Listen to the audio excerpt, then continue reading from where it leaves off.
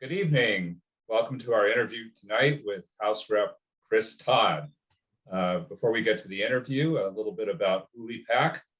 HULI PAC was birthed from a shared drive to rework our system by seeking āina-based, equity-focused leadership for our Hawai'i Island community. Now more than ever, we need leaders who are willing to circle back to our roots and instill real change in our community, from Kona to Ka'u to Hilo to Hawaii to Hawaii. The time is now to HULI the system. Conducting our interview tonight is Michaela Okuchi and also Antu Harvey. Go ahead, Michaela. Okay. So first of all, I would like you to just kind of introduce yourself a little bit. Tell us about, who you are, what inspired you for run for office at this time, and what are some of your core values that you feel will really be represented if you are elected? Sure. Thank you for having me and for this entire process. Actually, when you folks originally reached out, I don't know if it was December, January, I was pretty excited. I think just in general, it really feels like compared to when I was a kid, kind of growing up in a political atmosphere, that there are definitely far fewer people involved right now. And I think that's one of the issues. So any sort of community-based organization or process is definitely a benefit for the state. My name is Chris Todd. I've been a state representative since the very beginning of 2017. So I'm just completing my third term. I'm definitely one of the youngest members of the legislature. When I originally got in, I was 28 and I was the second youngest member. And right now I'm 34 and there may be 4 or 5 younger than me, but definitely amongst the youngest. Born and raised right here in Hilo. Right now I live that little weird road behind Firestone across KTA, right in Hilo. I grew up mostly in the Kaumana area where it was much cooler than it is today. It's so hot. I'm definitely not used to that kind of growing up more in more Mauka side. But beyond that, I think most people either know me from being a manager at Suisan Fish Market prior to entering office and kind of overhauling their retail operation, selling poke, coming up with new recipes, that sort of thing. And also as a football coach. I've been coaching at Hilo High School since 2010. And without that COVID year, I think that translates to, I get lost, 11 or 12 seasons. But I've been very thankful for that opportunity, in addition to working with youth in a couple of other ways as an academic decathlon coach. And also I coached a season of basketball. I have a 4-year-old daughter who may come into screen every once in a while. She just got back from the beach and she might come visit us and say hi at some point. But other than that, the reason why I initially got involved was I just got really, really upset. And I think that's what motivates a lot of folks to kind of enter the political realm in the first place. Coming off of Donald Trump's election, I just got really, really mad. And at the time, I was out of college, I had just gotten married, and I was really starting to build a life and wasn't particularly interested in really making this at least a part of my career. But I was so upset, and it just kind of happened this way where I ended up getting appointed after my representative, Cliff Suji, passed away. And about 2 months after deciding I wanted to run for something, I ended up in office. I just kind of fell into it that way. What really motivates me is the gap between wages and the increasing and rising cost of living here in Hawaii. Most of my friends, and I think a lot of people who grew up here can attest to it, most of my friends moved away. Just a lack of opportunity and really just a lack of vision and envisioning a future where they can call Hawaii home and live and thrive here. So that's what motivates me personally, is trying to ensure that we kind of keep Hawaii a special and unique place while also providing those opportunities and changes in our tax code and regulatory structure so that local people can actually stay here and provide. Thank you. Antu, thanks for joining us. Can you turn your video on?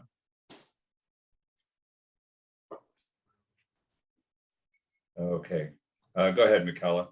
Antu, I think, is having some connection, internet problems right now. Okay. Okay, so I just wanted to know, kind of diving more specifically into your background, how have you advocated for your community? And are there any specific community projects that you've worked on that you're particularly proud of or would like to highlight? Yeah, it's interesting that way. Being a legislator, being a legislator, there's a lot of ways you can be good at it and a lot of ways you can be bad at it. There's not really a singular job description.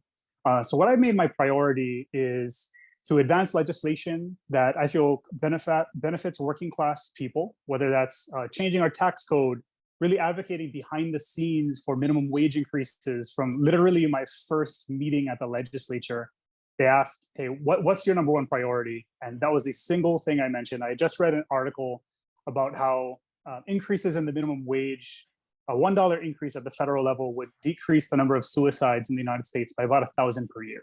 And that's the statistic I brought up when we were caucusing. So that's really what I've been fighting for, are these statewide applications of changes to our tax code or the minimum wage, or to establish things like the earned income tax credit at the state level, or increase our child care and dependent tax credit.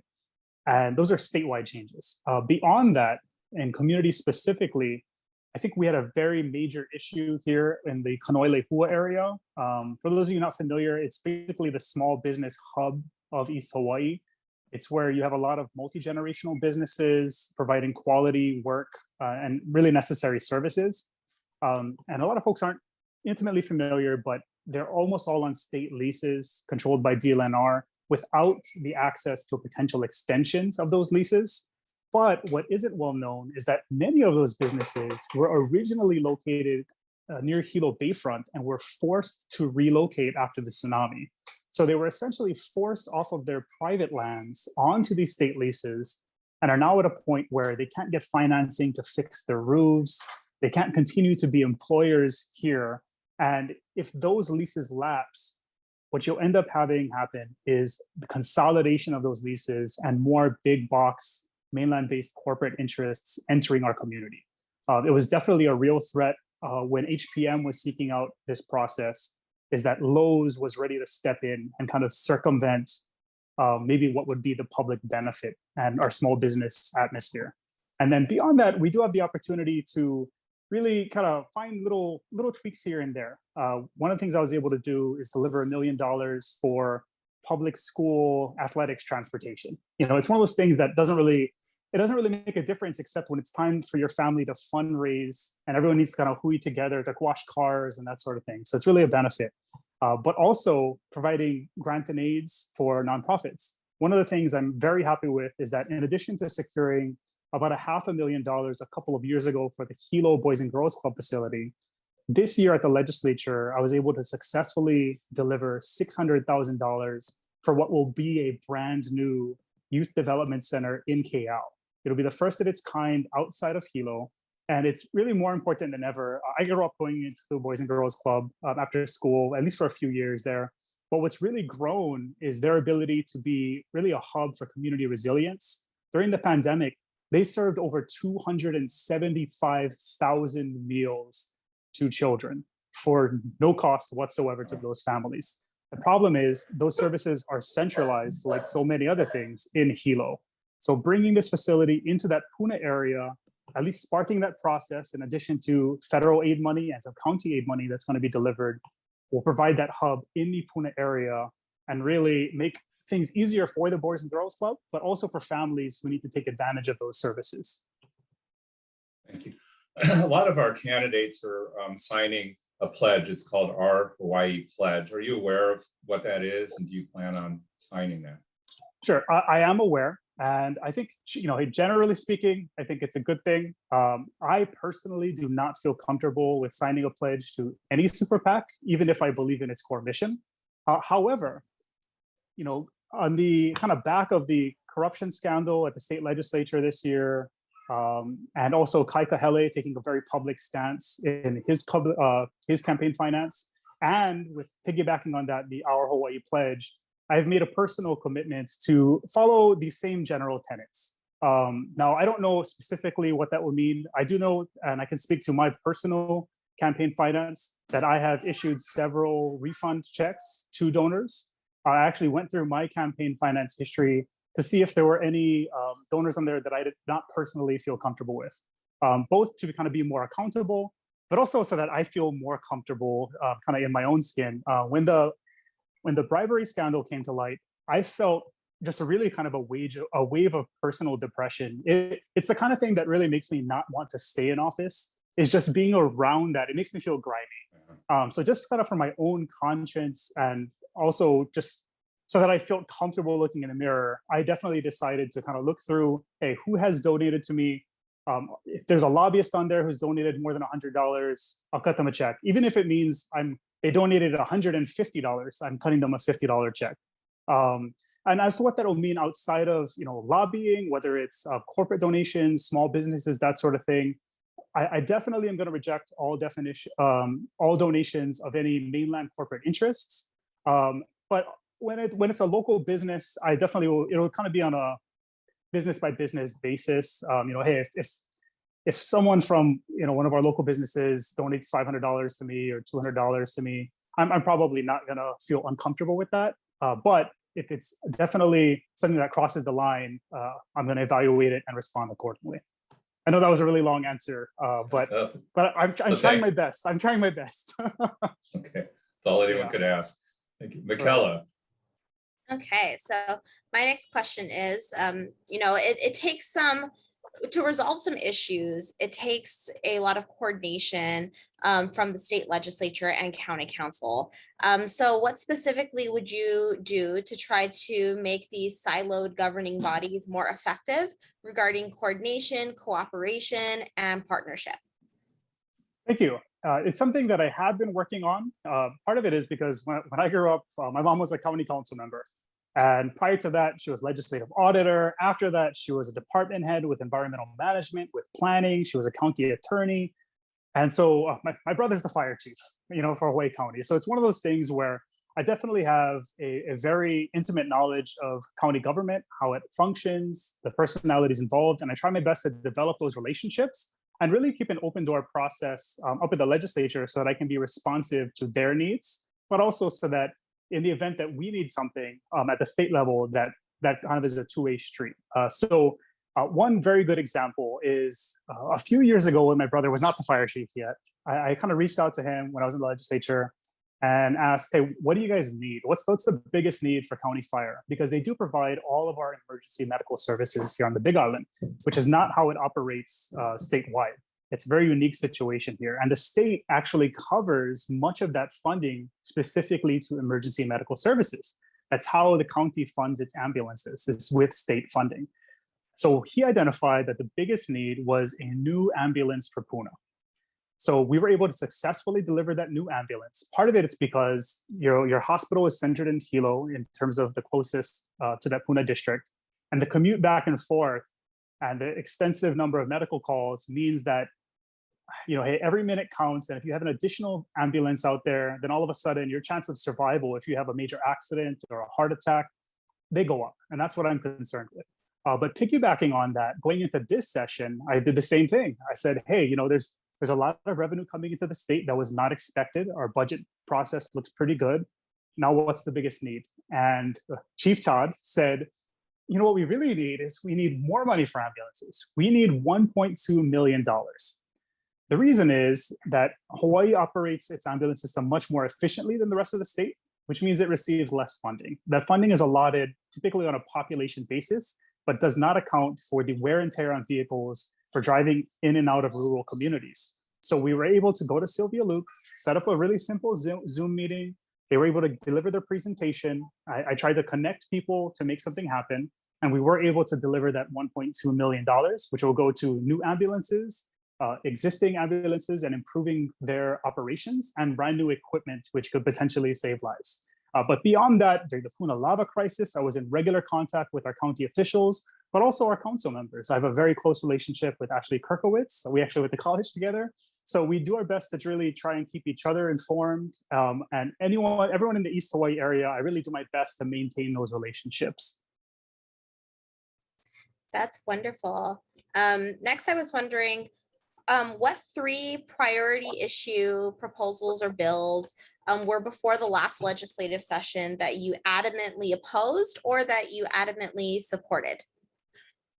Okay, I'm gonna rack my brain real quick. I think the number one legislative priority for me, at least in terms of statewide impact, And what I felt most vehemently about was our minimum wage bill. Now, where that would end up, how it would be structured, the devil in the details, that sort of thing. I think I was relatively flexible. I don't think there's a silver bullet here. I think that my major concern was, while I was certain we were going to pass the minimum wage bill this year, and we did, I was also certain we were going to pass the minimum wage bill in 2020 and 2019.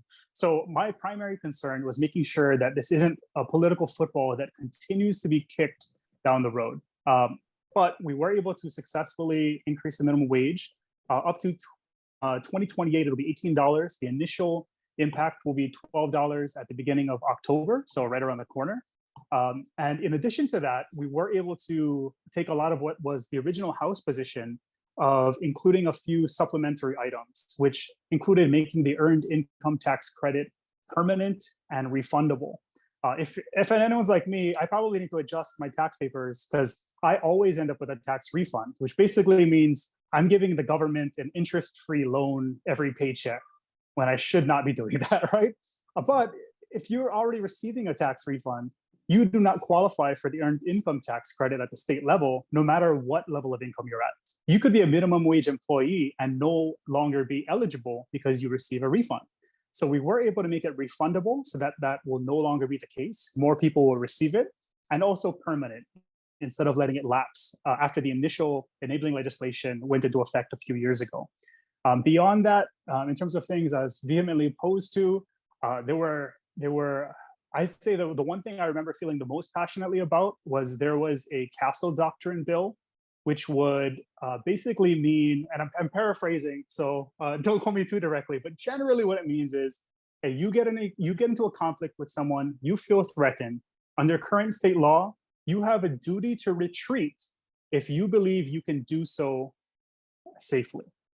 This law would change that, where you no longer have that duty to retreat. You can basically open fire and kill them, even if you feel like you can retreat safely.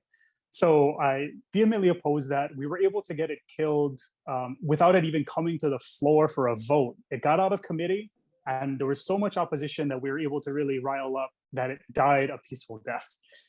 Beyond that, a bill that I personally pushed for was HB 1705, which is now on the governor's intent to veto list. So I'm trying to do what I can on that. I think it's a very misunderstood bill. I think it's being lumped in with previous lease extension bills, whereas this is very small in application. I personally wrote the language. It only applies to the neighbor islands, to ag park lessees of 20 acres or less. These are all small, locally run farms. They're all family businesses, and it would allow them to apply for extension. What we're seeing here in Pahoa and in the Panaeva ag parks is that there are a lot of vacant properties because the cost of bulldozing is too high. So there isn't demand for these leases. Many of them are vacant. We have people living in tents without actually producing, but we do have these farms that are model farms that are successful, that are producing, that are providing for their families and for the community, providing things like sustainable agricultural products that we can eat, but also for our floriculture industry. And if they don't have the option to extend, let's say you're one of these guys and you planted a avocado farm or a mac nut farm. You can't move an avocado farm. You can't move a mac nut farm. So someone's going to basically come in and potentially take over, take advantage of the hard work and labor that you've invested in your business.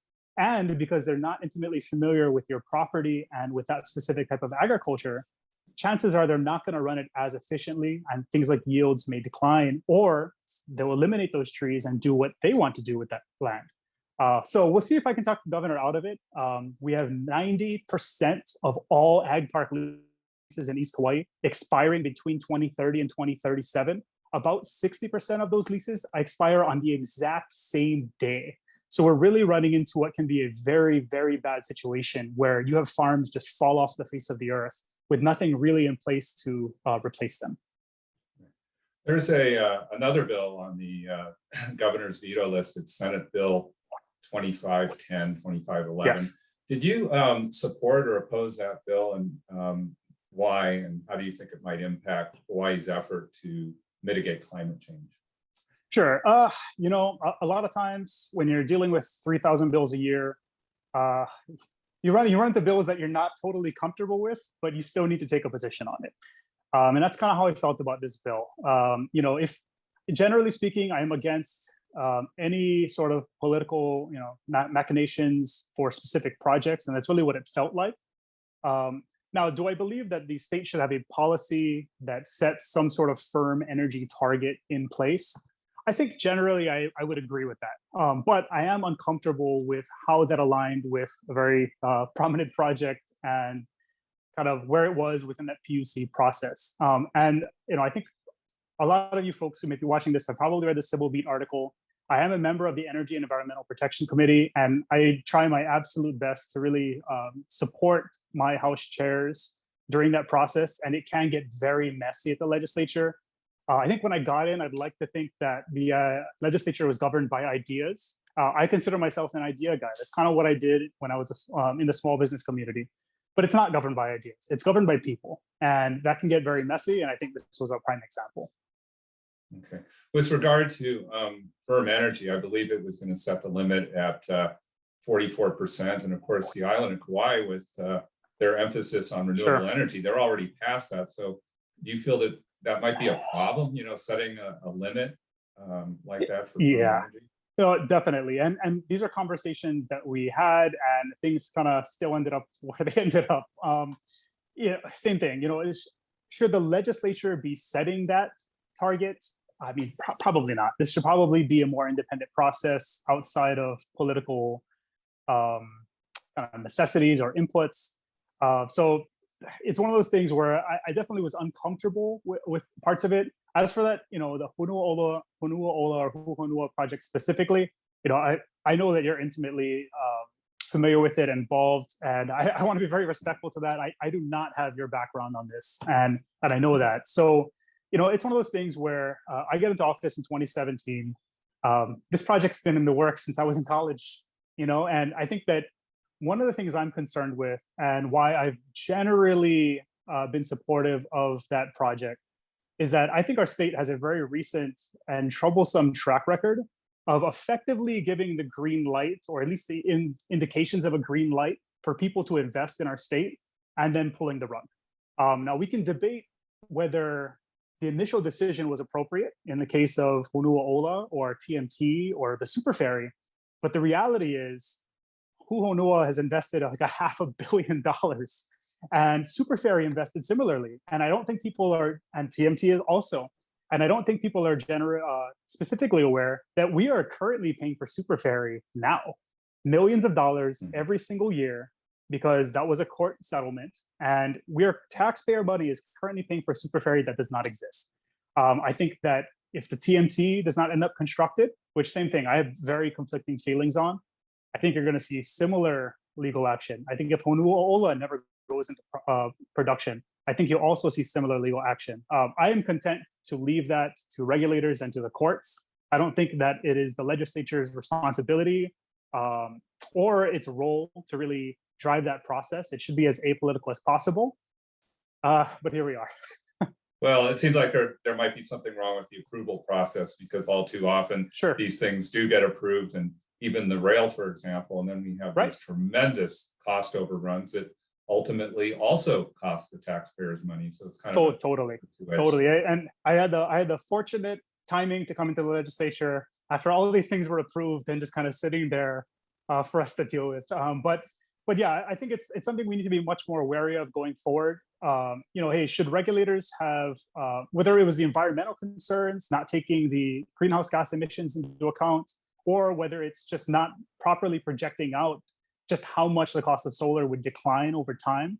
That was definitely, I think, if you were to propose this process and this project now, I would like to think there's zero chance that this would go through. But the political and actual reality is, I don't get to make that decision. I get to decide, hey, what do we do with this project when they've already invested $500 million in infrastructure, and what happens now? And one of the things I feel pretty conflicted about, and why I've really struggled and thought a lot about this going into today's meeting, is we have 3 fossil fuel plants currently operating within 5 miles of my house. And that never gets talked about because it's always been there and people are accustomed to it. So when we're talking about, a new piece of infrastructure, a new facility, we're also sometimes losing track of the fact that there's fossil fuels about 3/4 of a mile from my house on Railroad Avenue currently. There's a facility in Keao, there's a facility in Keaukaha right now. And my primary concern is getting us completely off of that as quickly as possible. I do have concerns that if Honua Ola does not go into operation, that we're going to be depending on those for an additional 10 to 20 years more than necessary. But I do share a lot of the concerns of residents in the area about the direct impact, but also the concerns of environmentalists and people just concerned with the process in general at this year's legislature, but also in prior approval processes. So I just talked a lot. I probably thought about this more than I want to sometimes, but it's kind of the reality of the job. Thank you, Michaela. Okay, my next question has to do with affordable housing. So what paradigm shifting solutions can you offer so that rising real estate prices and values do not correspondingly increase the cost of housing and cost of living, which has been shown to push out locals from the housing market? Sure. If it were up to me, we would completely ban all foreign land purchases within our state and force them to sell currently. But we have constitutional obligations, so we can't do what New Zealand did, as an example. Now, with that being said, I think there are concrete and tangible things we can do at the state level, and particularly at the county level, to disincentivize land banking, land speculation, and also any foreign investment in property here. One of the things I was really proud to vote for was to establish the tax on real estate investment trusts. Unfortunately, that was vetoed by Governor Ige several years ago, so that never went into place.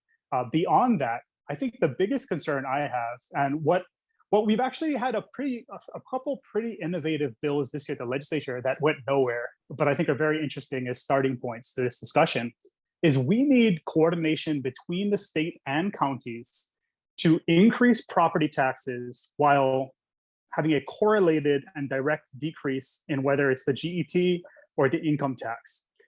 We have the highest income tax levels in the entire country, depending on what bracket you're looking at. If you consider the GET kind of nominally a sales tax, that's amongst the highest in the country.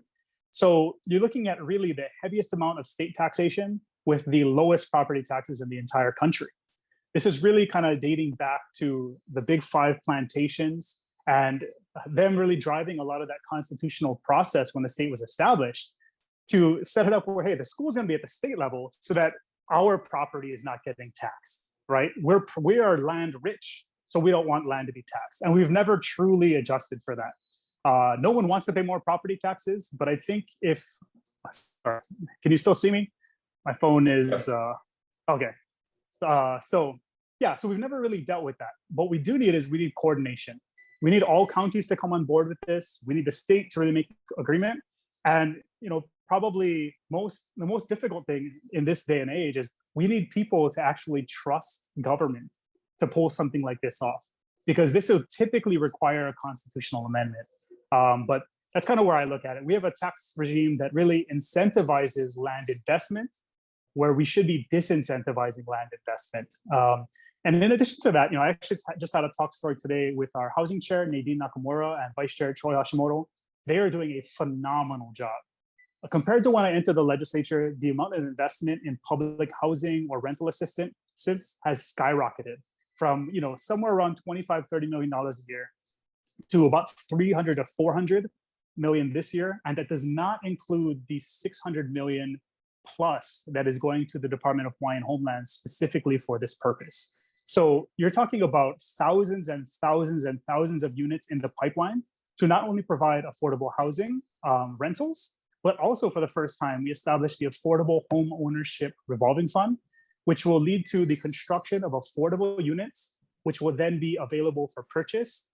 Right now, as a kind of general ballpark, they're projecting about $300,000 in the Nanakuli area, which, in that area, immediately after changing hands, that property is worth $500,000. So applying something like that to East Hawaii, you would see a lower initial cost, but same thing, that initial equity where someone takes charge of this property, they immediately have equity. And that can really be the difference between being able to afford college potentially, or hey, you have a medical emergency. If you have home equity, that at least grants you that flexibility to address these issues without really falling into disrepair. Thank you. Kala? Thank you. My next question has to do with Native Hawaiian rights. What are your views on the blood quantum requirement to be considered for DHHL land? Thank you. I actually had the kind of, maybe pleasure is the wrong word, dealing with an issue like this, but we did have an opportunity to vote on this at the state level. And we did, and I definitely supported lowering the blood quantum requirement. The issue is that the state legislature doesn't control that. It has to go through the federal level, through the Department of the Interior, where they're still considering this and have been considering it for a number of years. So at the state level, we've actually done on the blood quantum problem specifically, as far as I'm aware, we've kind of done everything we can on that issue. And it's really a federal issue at the moment, which is another thing to consider, not only for this current administration, but for what potentially could be a Republican administration going forward, is what are the implications for something like that? It's in the head. Most of my friends that are growing up who are Hawaiian do not meet the blood quantum requirement. So this is something that's going to be quickly become inaccessible to a lot of young people in particular. That's something I'm very concerned about. My sister's husband is Hawaiian. I don't know their blood quantum. That's too much math for me. But I have to imagine she does not. Her kids do not qualify, as an example. I have cousins on that do not qualify. So it just kind of is what it is. But beyond that, well, would you like me to address kind of the broader Hawaiian issues, or just that specifically? Sure, I'd love you to Sure. broaden the issue a little bit, because I think a lot of people, they might have their own opinions about these sorts of issues, but when it comes down to it, knowing how the political process works to deal Sure. with these issues can be a Right. little bit confusing to maybe some of the viewers or people that will be watching this back later. So if you want to expand on that or bring us some other issues, that'd be great. Sure. Yeah. So I mean, there are things we can do here and there. The legislature's primary role when dealing with an institution like the Department of Hawaiian Homelands is being a funding mechanism. And the Senate also provides, kind of oversight over who's made director, deputy director, that sort of thing. So there's an accountability and a funding piece. But beyond that, any substantive changes to that initial, guiding document do need to go through the Department of the Interior, which makes things very difficult for us. Is that we really can't modernize some of what that language is without federal consent. But beyond that, one of the things I'm very happy that we were able to accomplish this year is we did make that $600 million investment in the Department of Hawaiian Homelands. That's going to be over a 5-year period, because you can't just drop $600 million. It doesn't work that way. You can't actually build that out. But that will specifically go towards providing down payment assistance and infrastructure for housing, which is a big issue on the Hawaiian Homelands currently. And one of the things that kind of went under the radar is that the legislative leadership also pushed for the Kalama settlement, which had been pending for over a decade now. That provides $328 million to waitlisted beneficiaries who initially sued the state when they were on the waiting list quite a while ago. So this is one of those things where you're talking about $1 billion specifically for people currently on the wait list or who were on the wait list at the time of that initial lawsuit. So that will definitely go a long way. But beyond that, I think what I'd like to see is more self-determination for Hawaiians. And I try to keep that in mind when considering legislation. There may be legislation where, hey, we're going to grant OHA or the Department of Hawaiian Homelands this additional role or additional authority. And there may be times where I don't 100% agree with it. One thing that was pending was, hey, we're going to give Department of Hawaiian Homelands the authority to build a casino. Now, hey, this is something I'm not anti-gambling necessarily, but I would like to see probably a broader discussion around this than just a single legislative session. With that being said, I would like to see more autonomy for the Hawaiians and for the Hawaiian people. And if this is something that's going to grant them more authority, that's something I'm in favor of. And something that I'd like to see is more self-determination, at least within reason to what we can get done with the Department of the Interior kind of overlooking us. Thank you. Michaela, next question. Thank you. Yeah. My next question has to do with marine life. So tens and thousands of Hawaii residents have actively opposed the reinstatement of the commercial aquarium trade. Do you support closing down this industry? And if so, why? And please explain your answer either way.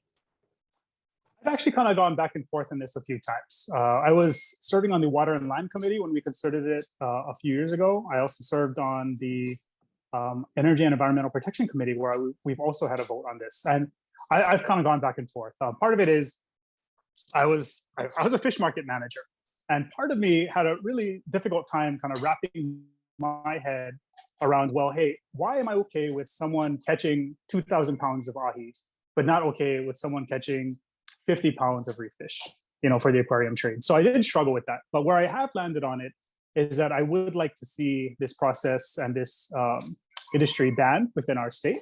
I think that there's a potential to take a more managed approach to which specific areas, but that's really not my expertise. I'm not a marine biologist.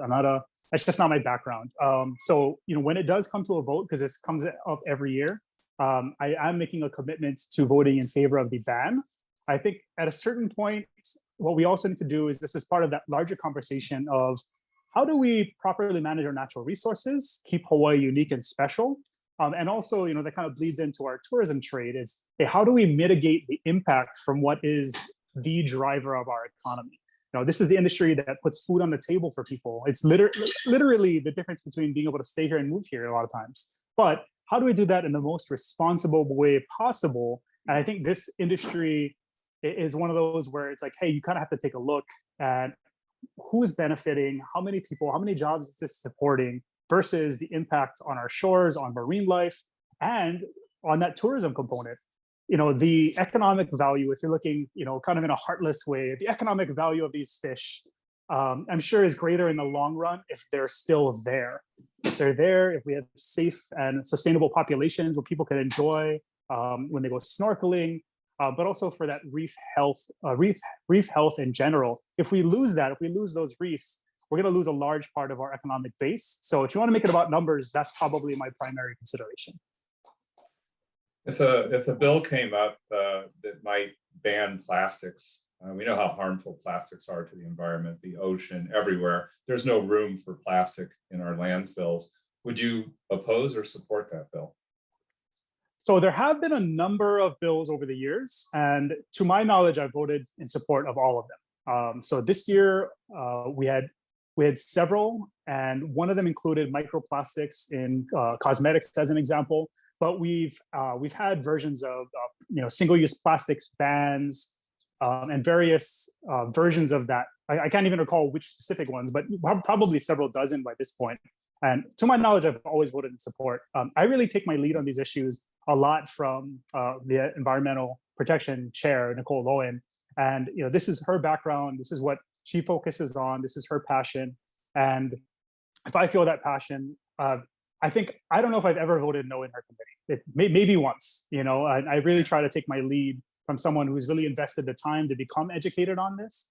And having a daughter also really drives that home. It's, hey, what future do I want to leave her, and what future is currently available? And I think a lot of people around my age and around all ages really struggle with that kind of depressing outlook for the next generation, whether it's climate change or the current disaster within the Supreme Court and what that looks like going down the road. So I think this is another example. It's like, hey, we have alternatives. When I was at Suisan, me and my boss over there, Kyle, we really went out of our way to eliminate plastic from our packaging, and we replaced it as much as we reasonably could with sustainable packaging, or at least whatever alternatives were available to us at the time. With our fish waste used to always go to the dump, as an example.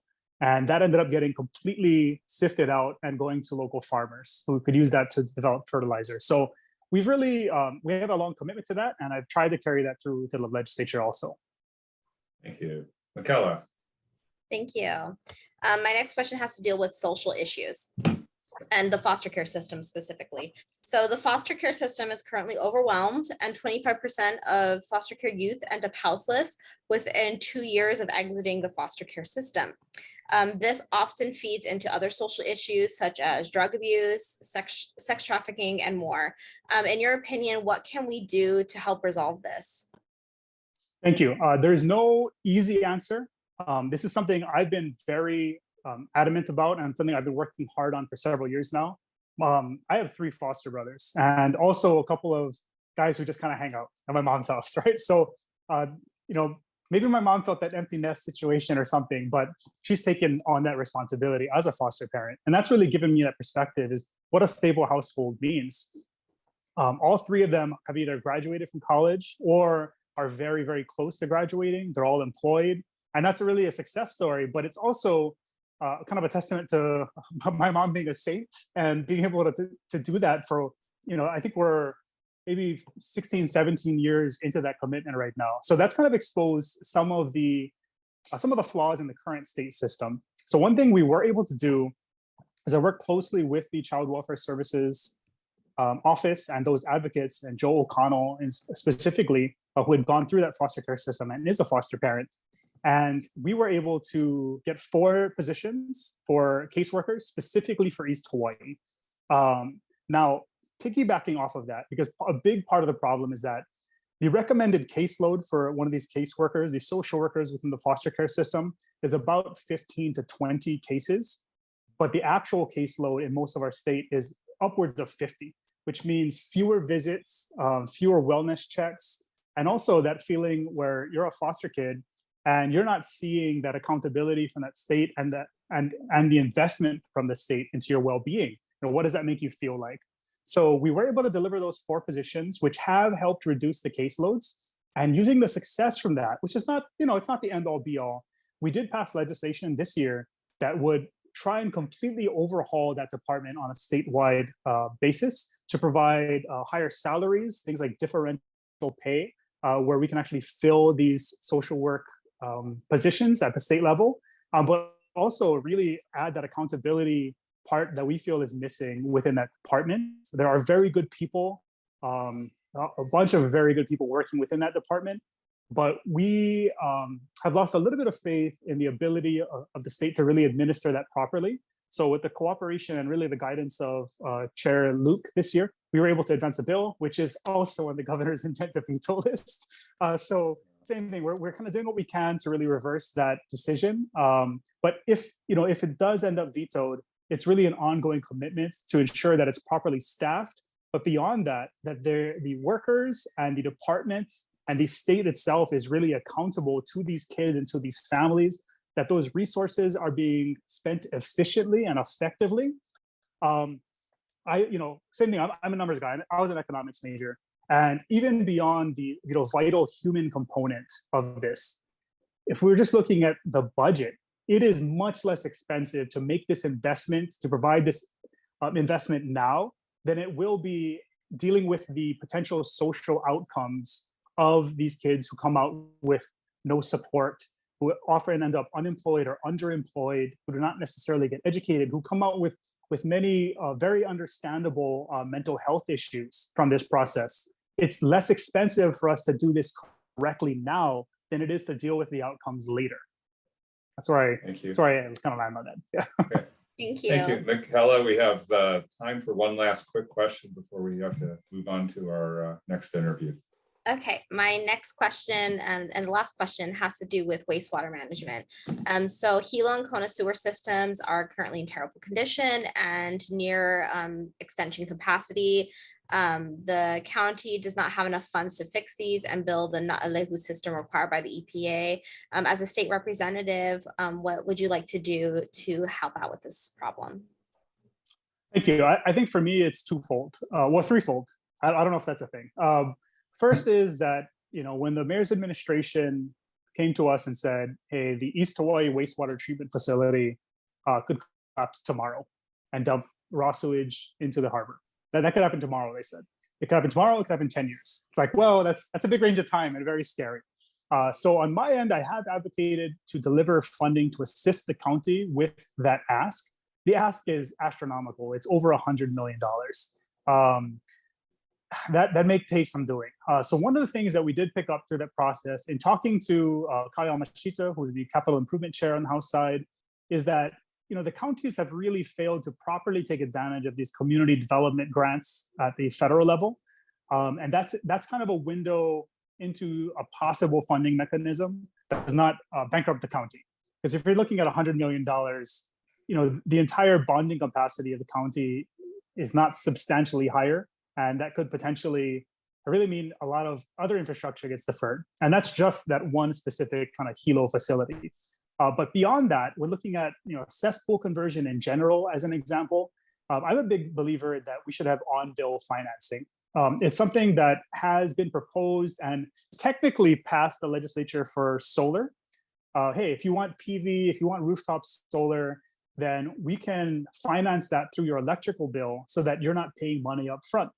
And basically, if you're saving $100 a month because of the solar you've installed, then we're gonna charge you that $100 a month. So your electric bill is not going down until you've covered the financing for that solar, but you've converted to solar, which is beneficial to everyone. I think that cesspool conversion should be similar. Right now, particularly if you're in an area where it's really high risk to the population or to the water table, we should really prioritize those areas, provide on-bill financing, which again would require county and state to really come together because things like sewer fees are administered through the county. But I think we need an on-bill financing component because the alternative is we established far before I came to the legislature a cesspool conversion tax credit. But that means that you have to front the cost for cesspool conversion. So the only folks who were able to really take advantage of this, or at least a majority of them, were people with the means to front $10,000 to $15,000 to make this happen. That's just not the reality, particularly in our rural communities, which are the most likely to live next to these critical waterways. So if we can provide that on-bill financing component through something like the county sewer fee, which would require a lot of coordination, at least that's a pathway to beginning these conversions to really conforming with what the EPA has said is a 2050 kind of drop dead date for these conversions. So that's pretty much where we're at right now. The same thing, Nicole Lowen on the Kona side is doing a lot of work on the cesspool issue specifically. I try to take my lead from her, and I think there has been some progress on that. But if you're talking about these large scale county infrastructure projects, not to get too far into it, but when you had recent tax proposals that would lower property tax because the county has for the first time in its history has money, it's kind of hard to propose those tax decreases when you're asking the state for $50 million for your wastewater treatment facility. That's part of the kind of dissonance that needs to get resolved between the county and the state, and I'm trying my best to navigate that effectively. All right, thank you, Rep. Chris Todd, for joining us this evening. We could have spent some more time with you, but unfortunately we have another interview coming up right after this one. We're building something that the Hawaii political establishment's never seen, a slate of Pono leaders. Your donation can HULI the system. Please visit HULIHI.com, that's HULIHI.com